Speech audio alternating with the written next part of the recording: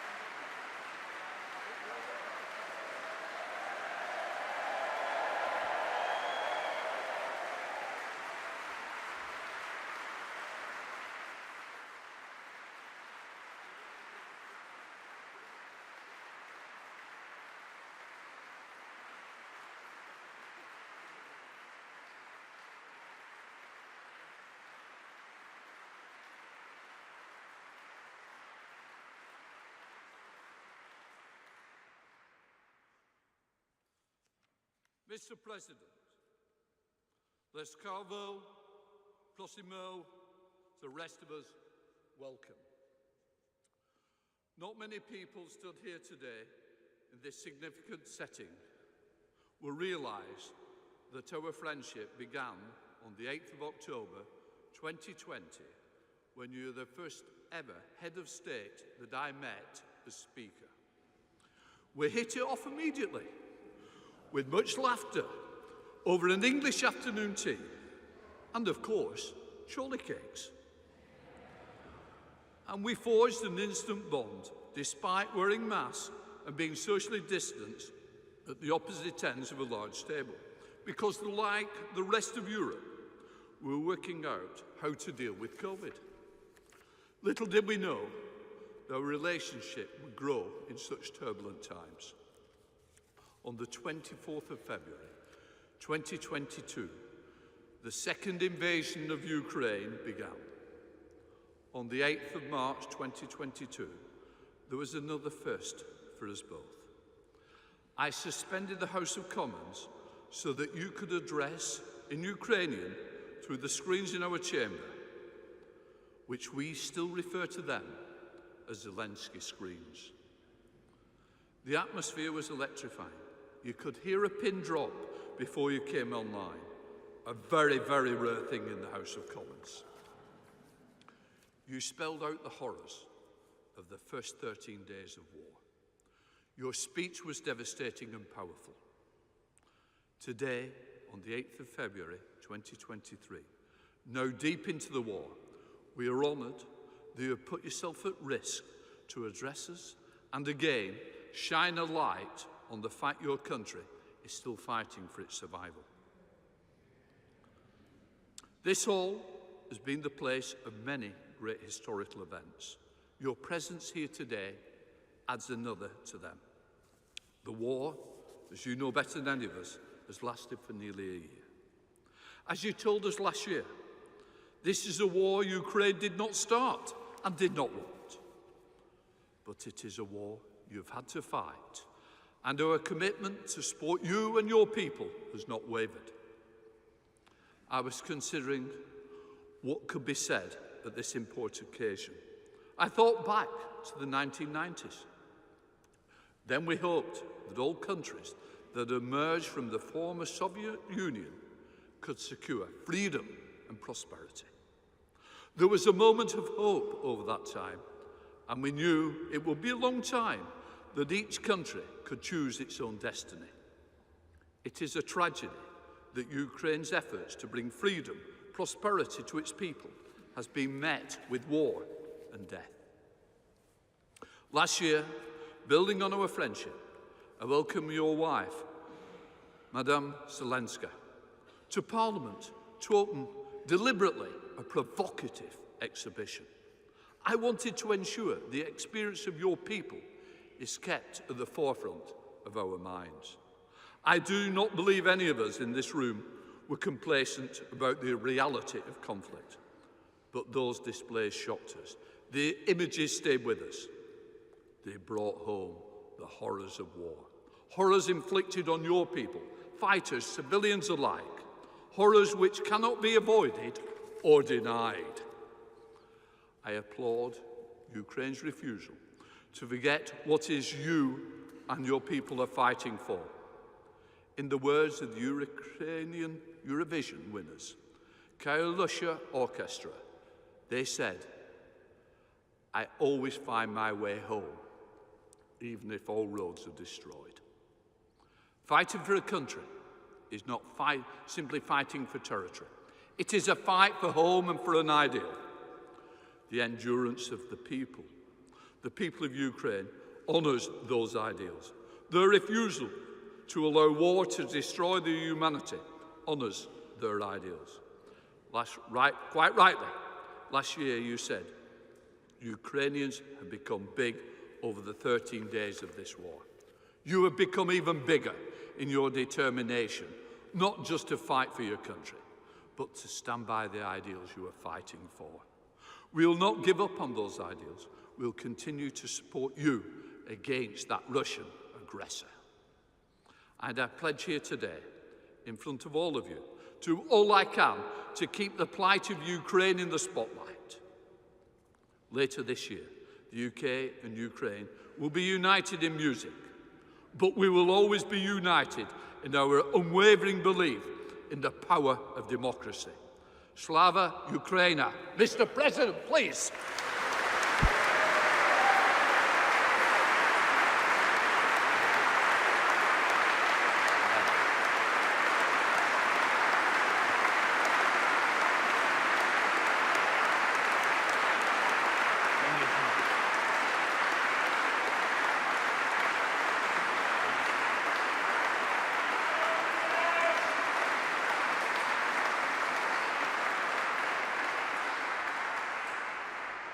Thank you so much. Thank you. The people of the United Kingdom and their honourable representatives, all the people of England and Scotland, of Wales and Northern Ireland, of all the lands which have been home to brave souls since Europe came into existence.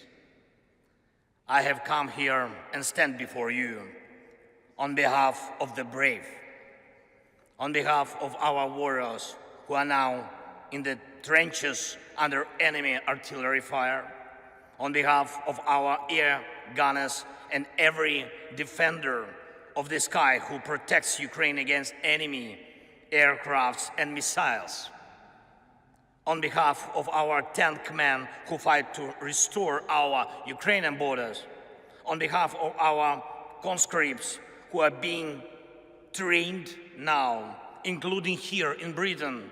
Thank you, Britain.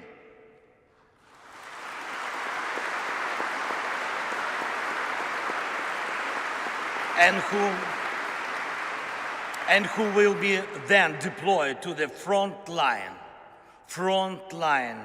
skilled, equipped, and eager to win. On behalf of every father and every mother who are waiting for their brave sons and brave daughters back home from the war. Mr. Speaker, you may, I think, well remember as roughly more than 2 years ago, we met with you here in Parliament. Great honor was for me. And I remember we enjoyed tea. We talked, of course, talked a lot about our people and about our countries, about the British and Ukrainian political traditions. Mr.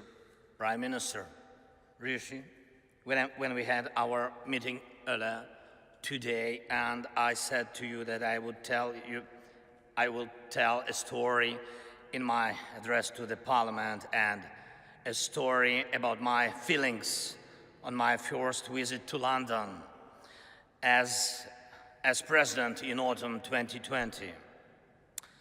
The program was packed.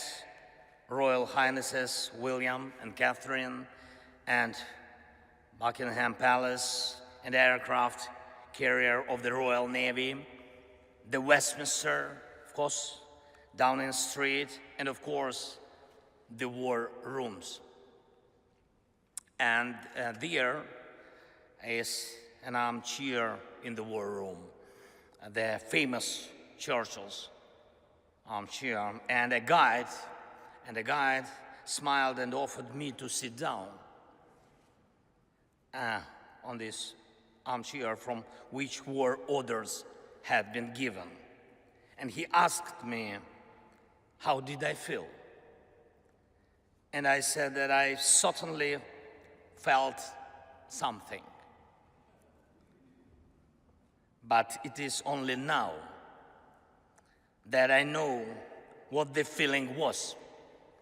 And all Ukrainians know it perfectly well too.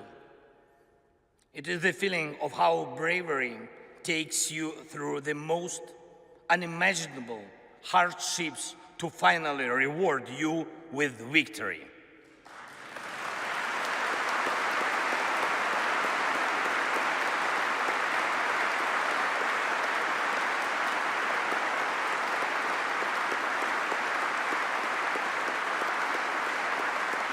Ladies and gentlemen, I thank you for your bravery. Thank you very much from all of us. Yes, please. That is for you. All applause for you.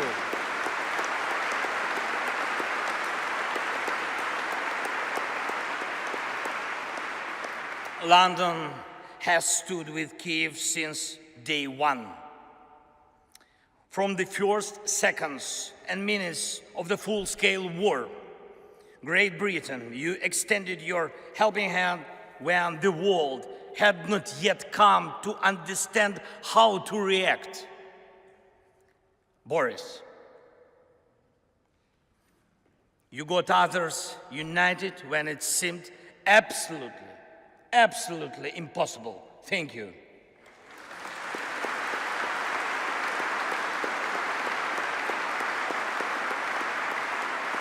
You, all of you, you all showed your grit and character back then, strong British character.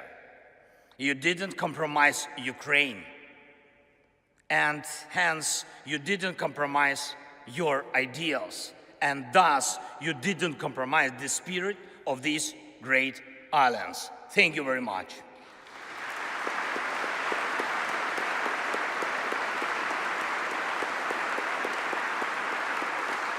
And of course, everybody understands that our countries knew absolutely different times. Our nations defended freedom in the Second World War. The Iron Curtain divided us. Our people went through crisis and growth, through inflation and periods of social losses and social gains. It was tough, but we always found strength and stamina to move ahead and achieve results. This is the bedrock of our land and your traditions. Ukrainians and Brits defeated the fear of war and had the time to enjoy peace. No matter what we encountered on different stages of our and your formidable history, and you and us and the whole mankind achieved similar result. Evil lost.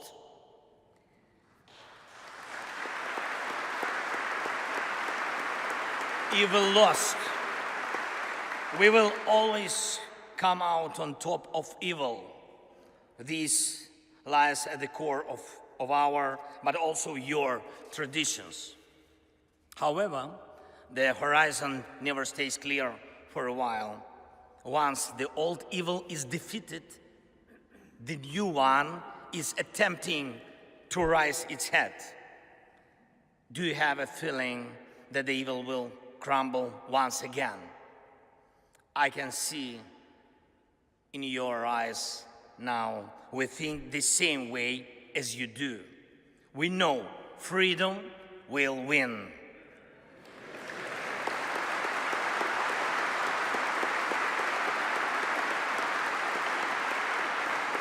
We know Russia will lose. And we really know the victory will change the world. And this will be a change that the world has long needed. The United Kingdom is marching with us towards the most important victory of our lifetime. It will be a victory over the very idea of the war. After we win together, any aggressor, it doesn't matter, big or small, will know what awaits him if he attacks international order. Any aggressor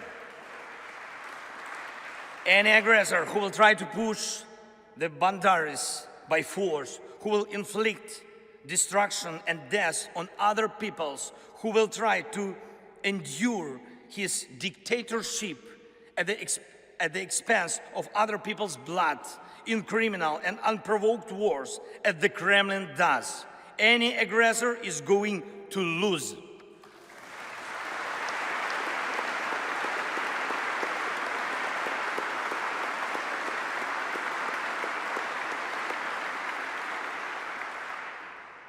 Ladies and gentlemen, we have already achieved remarkable results, and we must make every effort to turn our achievements into the foundations of the future global security architecture. The world needs your leadership, Britain, just as it needs Ukrainian bravery.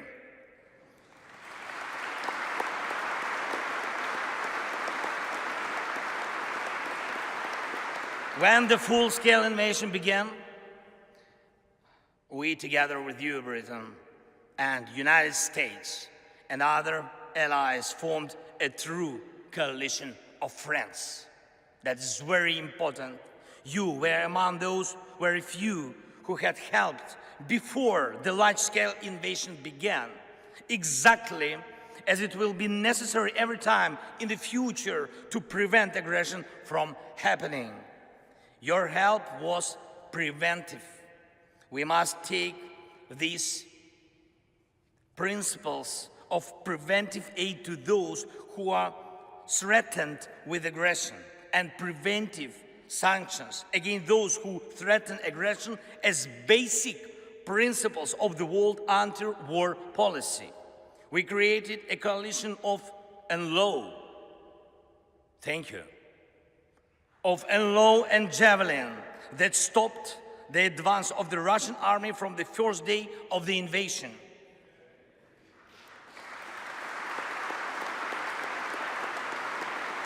We built the coalition of artillery rounds and a coalition of air defense, which allow us to save the lives of our children, of our people, of our civilians, our women, our elderly, and our cities from Russian atrocious occupation and missile terror.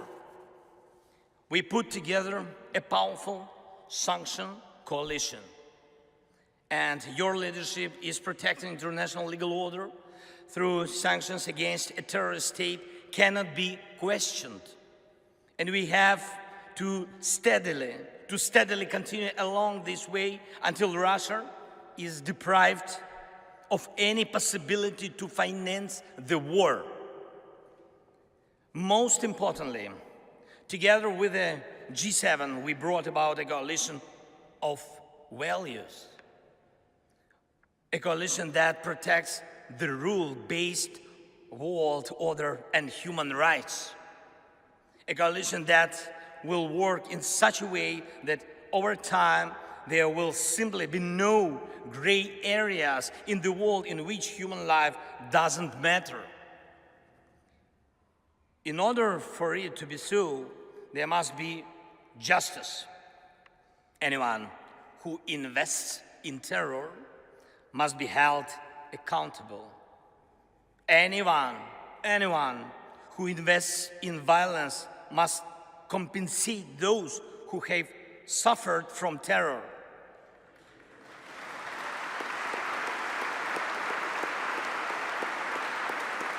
Terror, aggression, or other forms of state violence. Our proposals for the creation of a special tribunal for the crime of Russian aggression against Ukraine and special compensation mechanism which will compensate war losses at the expense of Russian assets are based on such principles. Justice is one of 10 elements of the peace formula proposed by Ukraine and supported by Britain. I thank you for your readiness to invoke the formula. Thank you, Prime Minister. Thank you very much.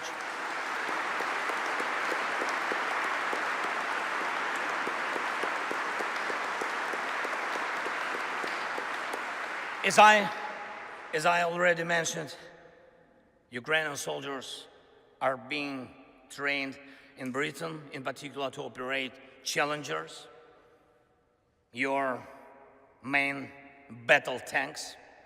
And it's a tank coalition in action. And I thank you, Rishi. Thank you very much for this powerful defensive step for tank assistance. Thank you. The coalition of long-range missiles is the latest of all. It will allow us to make the evil completely retreat from our country by destroying its headways deep in the occupied territories. And it's not just, I'm not speaking just about weapons.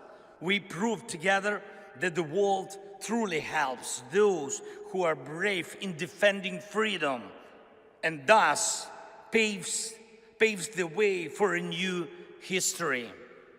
A history of the world that knows how to be quick in help, who knows how to be effective in defense, who knows how to remain principled in dark hours, who implements its treaties and arrangements in good faith, who does not allow perpetrators to enjoy immunity, who knows how to overcome veto when it's abused, who knows no fear, and who knows how to win. This shall be the new reality of the free world, I'm sure.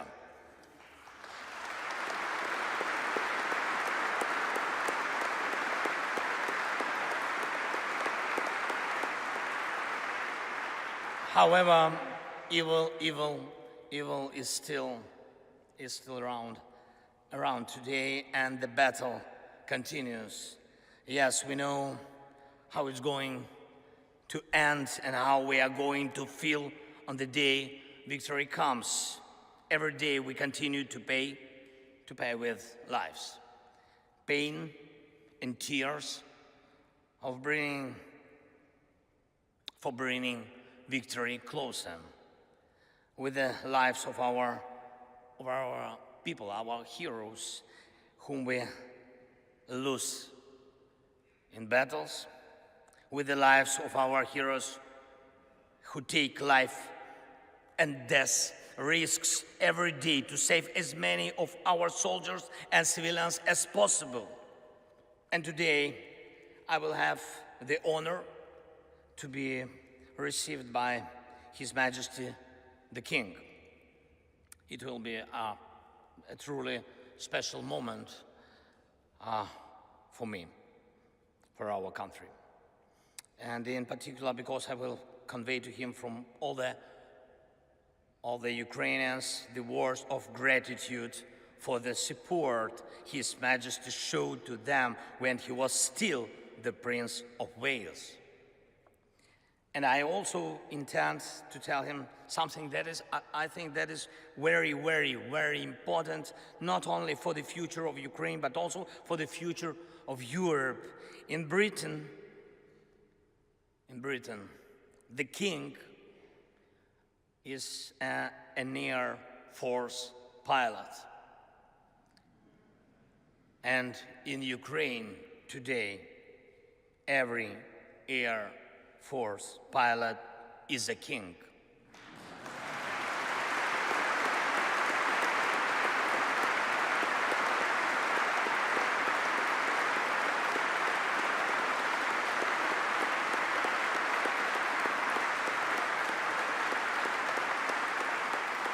For us, just for us, for our families.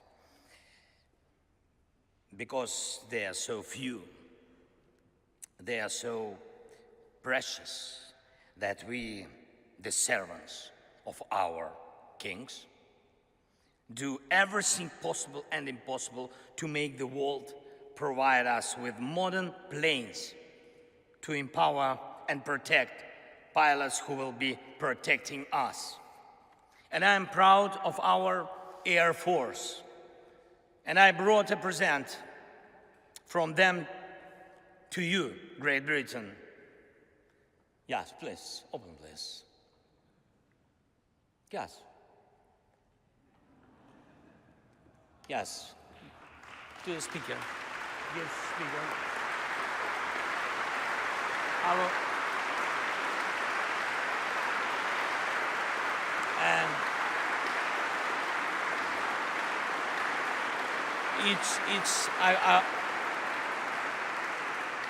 I will explain. It's the helmet of a real Ukrainian pilot. He is one of our most successful aces, and he's one of our kings. And the writing on the helmet reads, "We have freedom, give us wings to protect it."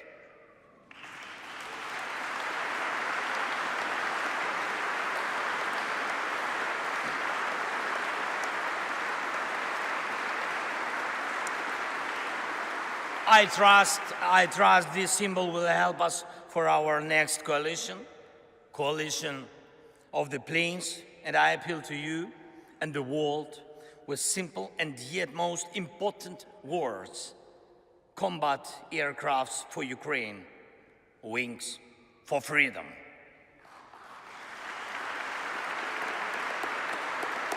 Great Britain,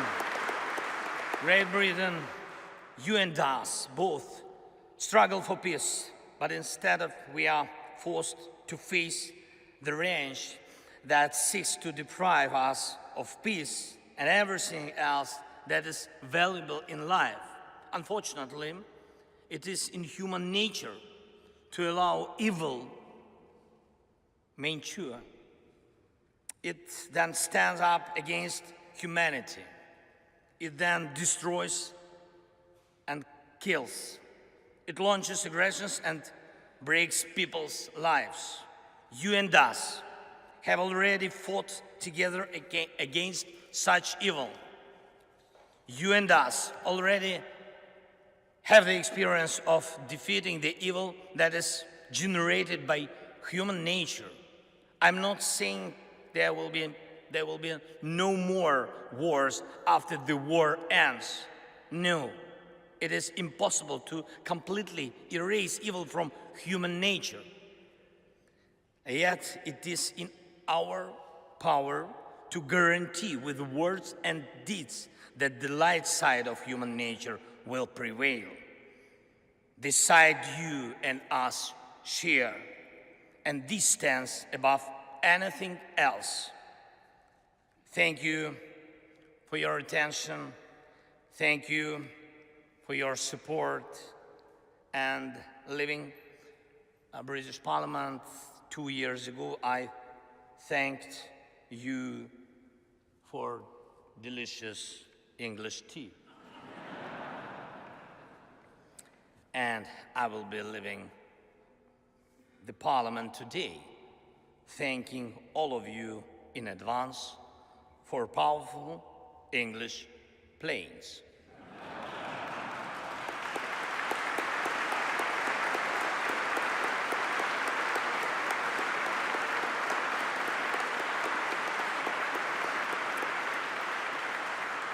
By the way, it's almost 5 o'clock. God bless Great Britain and long live the King. Slava Ukraini!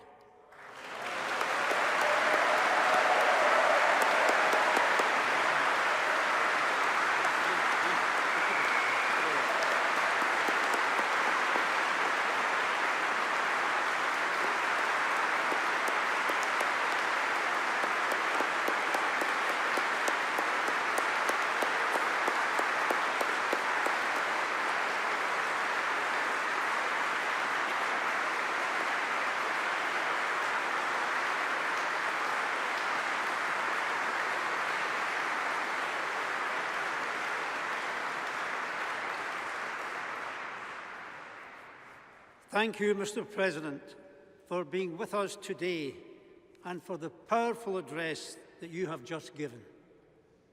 The bravery, resilience, and fortitude of you and your people is a great example to all.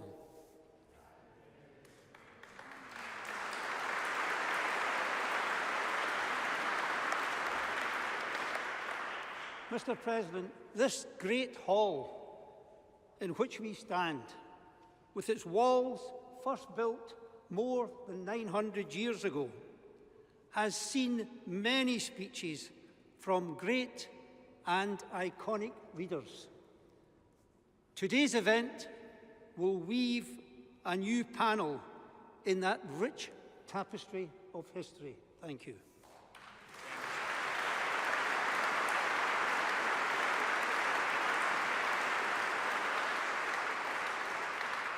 Westminster Hall is at the core of the national life of our country and has played a prominent role in the development of our judicial system and our parliamentary democracy. But the story of this hall is also a tale of resilience and of remaining steadfast in the face of disaster. While fire raged around this site in 1834, destroying our old Parliament, Westminster Hall stood proud. When during the Second World War, bombs rained on London, Westminster Hall remained largely undamaged, stoic in the face of great peril. This hall reminds us that in the face of challenge and conflict, symbols of our national identity and sovereignty will endure, giving powerful and visible hope to our peoples during times of tribulation. In the same way, the endurance of your government and its institutions in the midst of a colossal threat to Ukraine continues to inspire your population and millions more beyond your borders. This endurance and inspiration rests in large part upon the leadership that you have demonstrated since your country was forced into this terrible conflict.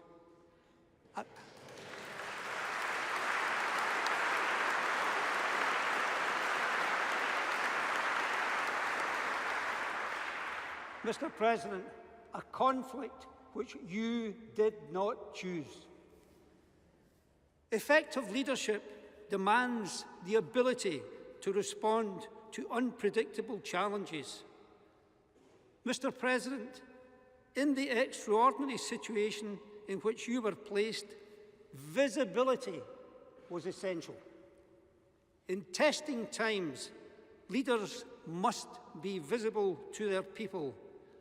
And from the outset last February, when bombs were falling on Kyiv, you were visible.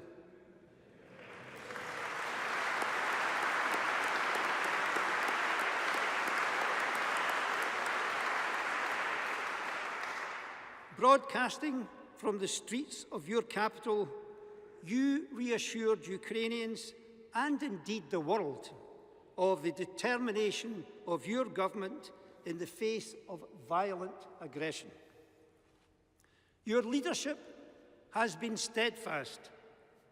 In the early days of this conflict, some suggested that the Ukrainian state could not withstand the Russian threat and that the war would quickly end. In one of your broadcasts during the early bombardment, you famously said, "We are all here." You did not leave. You showed the world that your government was still at work in Kyiv and was fully committed to the defense of Ukraine. Your people have followed this example with an inspirational display of bravery. Vision has also characterized your leadership. You have not only expressed your belief in the continuing ability of Ukrainians to withstand aggression, but have embodied that belief, offering hope of a reconstructed Ukraine playing its full part in the future of Europe. That vision will continue to sustain you and your people in the difficult times ahead. Finally, a great leader never gives up.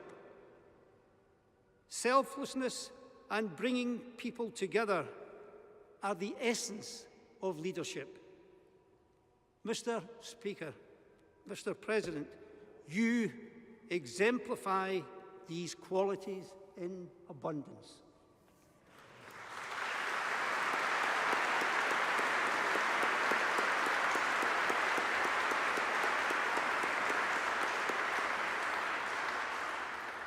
We salute your determination, your resilience, your courage. So let me thank you once again, Mr. President, for your visit today. We wish you and the Ukrainian people success, strength, and fortitude. You are not alone in this struggle. This Parliament, and indeed the country, stands with you in solidarity as you continue this noble fight. Thank you for your visit, Mr. President.